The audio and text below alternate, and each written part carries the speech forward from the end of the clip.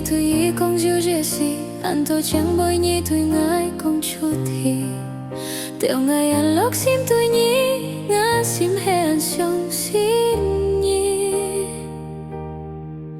lâu thiên ngày mong nhị con ngày đi shit kín ngã phun chim hè nắng mê kia chỉ theo cảm chín ngay xuống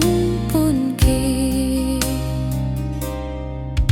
dịu dịu nhất này chim kia kia ra ôi không kỳ chút thì ngày trôi kia bốc khá cái chỉ xin tên kỳ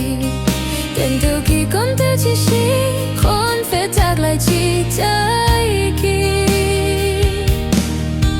lâu thiên ngày mong nhị không ngày đi shit kín ngã phun chim hè nắng mê kỳ nắng thì ôi nhung ban lối thôi phụ kỳ lý hàng ngày chỉ đồ ăn xiêm xuôi chỉ trong hi liều mục xuôi cho phải lý khôi nhìn mong môi heo phơi cảm情các nhị ăn kêu tốt xuống ngày bơi leo nhị liều mục xuôi tô mai nhị bồi hắn xuống nắng to cảm情tùy nhị ăn ho ngày chỉ tô mô tùy nhị mặc cái cho hình ngày bồi dịu cho ngày hy mong kỳ heo bị ngày có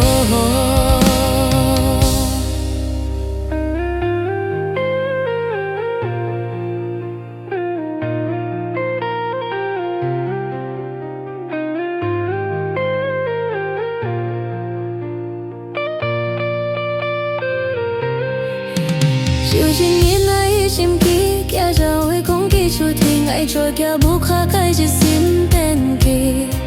tên từ kỳ còn theo chỉ xí con phải tag lại chỉ trái kỳ lâu thiên ngày hy mong nhị con ngày đi shit kín ngã phun chim hè ngang mê kỳ ngang thì ôi nhong ban lối thôi phụ kỳ lý hàng ngày chỉ tô ăn xiêm xuôi chỉ trong hi liều mục xuôi cho bay lý khói nhị mắng môi heo phôi